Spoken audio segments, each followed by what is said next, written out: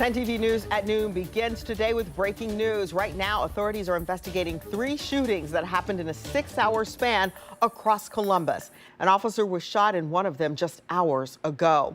We're certainly glad you're joining us today for 10 TV News at noon. I'm Tracy Townsend. We've been bringing you hour-by-hour updates all morning. We're going to continue to keep you posted. We're going to start at the shopping plaza on Great Southern Boulevard in South Columbus.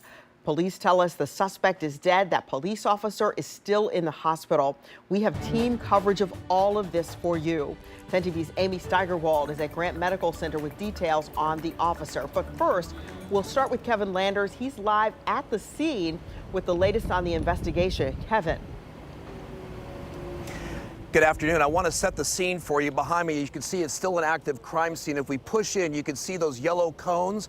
Those are what we believe to be shell casings. According to police, the suspect attempted to rob a man who was parked in front of the Firestone Store Center this morning just before 7 o'clock. Several people witnessed the crime and called 911. Police happened to be in the area, which is why they got here so quickly. Police tell us multiple officers fired at the suspect, and they tell us the suspect fired back at them. He later died at the hospital. What's the mood among the division right now when you have another officer responding and then you have a suspect opening fire on a police officer? It shows the dangers that our officers face every day, right? We have no idea. It's 6:50 in the morning, right? Nobody would guess that we're going to get involved in an officer-involved shooting at 6:50 in the morning. This officer will be okay. But at some point, we have to have a real talk about guns in this community. Now, as a result of this shooting, this shopping mall is closed. This half of the shopping mall is closed. All of these businesses are closed, as you can see behind me, but the other side of the mall is open. If you need to shop at Kroger's, you're allowed to do that.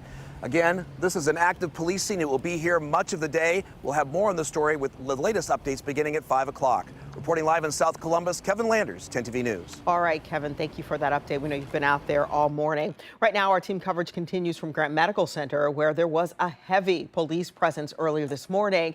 10 TV's Amy Steigerwald is outside the hospital with some details about what we know about that police officer's condition.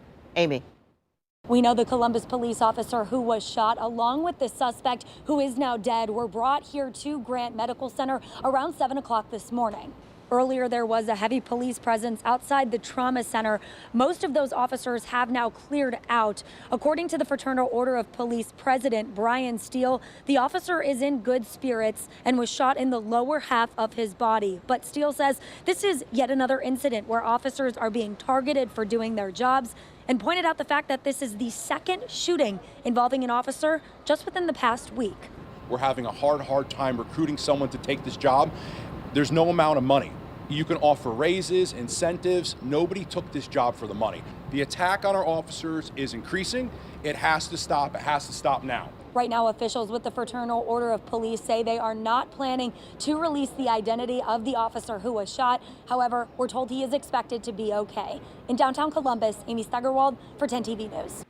All right, we thank you for that, Amy. Columbus Mayor Andrew Ginther did show up at the hospital about an hour ago to show his support for that officer, and he did talk about the violence. So you heard a bit of that in Amy's story.